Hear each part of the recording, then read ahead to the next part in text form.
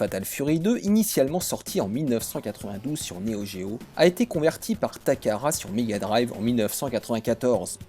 Le jeu disponible au Japon et aux États-Unis est particulièrement rare dans sa version australienne, et encore plus dans son édition anglaise, non destinée à la vente, puisqu'il n'y aurait que 3 exemplaires répertoriés d'après le site Sega Retro.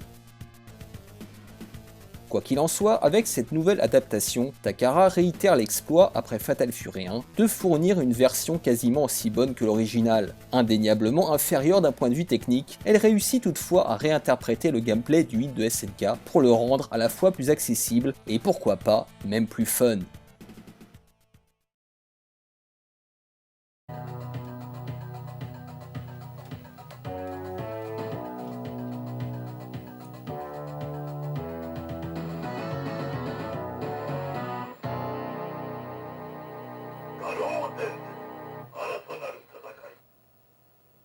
Déjà, le titre se défend plutôt bien d'un point de vue technique. Les graphismes sont même étonnamment fidèles à la version d'origine, et il faut les comparer face à face pour se rendre compte du gap.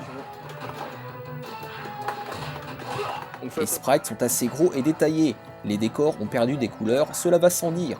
Mais on est surpris par le maintien de certaines animations en arrière-plan, comme les rouages dans le stage de Billy, les flots dans le stage de Mai, ou les cordes électrisées chez Axel.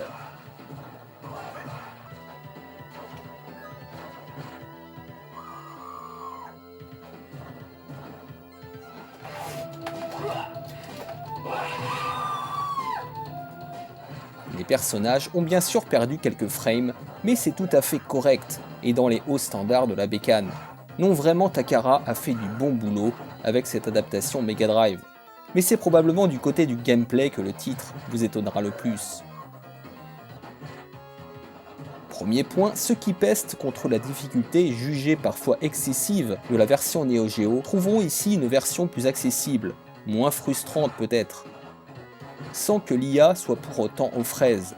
Et il est vrai qu'il est agréable de voir la plupart de ces coups spéciaux toucher leur cible, là où dans la version d'origine, ils sont parfois difficiles à placer.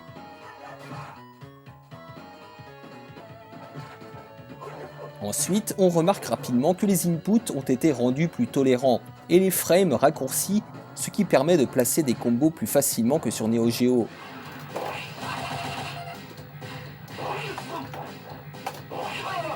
Cela rend le jeu non seulement plus nerveux, mais aussi plus souple, dans le sens où le joueur peut placer des enchaînements sans difficulté au corps à corps. Cerise sur le gâteau, le titre propose un mode turbo, qui compense en cela l'un des défauts de la version d'origine, sa relative lenteur. Résultat, sans prétendre atteindre le niveau de l'original, cette adaptation Mega Drive est particulièrement fun et agréable à jouer, ce qui la rend complémentaire, même pour ceux qui possèdent ce titre sur Neo Geo. Vous, les amateurs de baston et possesseurs d'une manette 6 boutons, n'hésitez surtout pas.